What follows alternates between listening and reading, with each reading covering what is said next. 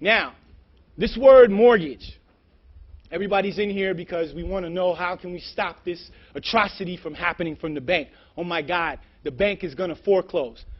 Look at the word mortgage. Latin, mortific, means death. The second word is engagement, which means it's an engagement until death upon signing. If you understand that concept, you wouldn't even accept a mortgage. Knowing what I know now, 34 years of age, when I first purchased my first home at 25 years old, a $250,000 house on Cascade, I'm jumping into it. Give it to me. I signed for it. All right? I know what it's like to be foreclosed on. Don't let this Louis Vuitton and the Brooks Brothers fool you.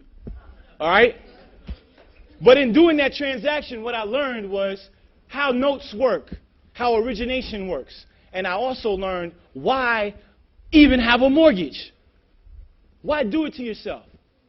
If knowing what I know now, I would have never, at 25, jumped into a $250,000 house, servicing that debt for 30 years. It robs you from your ability to even be an entrepreneur.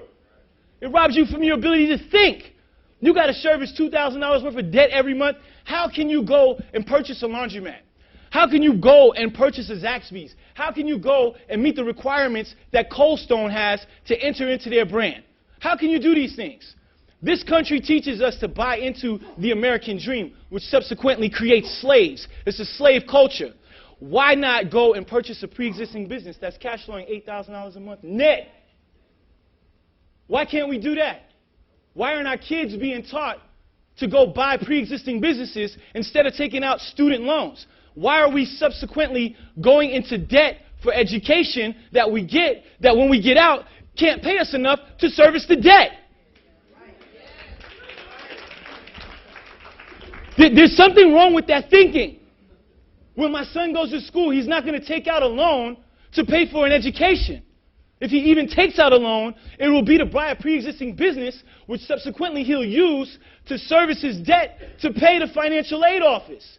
So upon graduation, not only will he graduate with a degree, understanding whatever subject matter he takes, but he'll have a business that he can sell for a price point to another colleague or classmate for $250,000. So he leaves with a degree and some change. You understand? We are in a slave culture. It's not about black, white, green, Martian. This is about who has and who doesn't.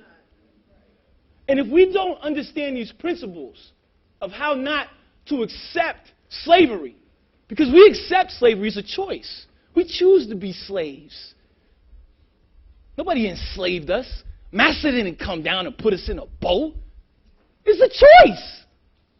When you sign up for the mortgage, you choose to be a slave.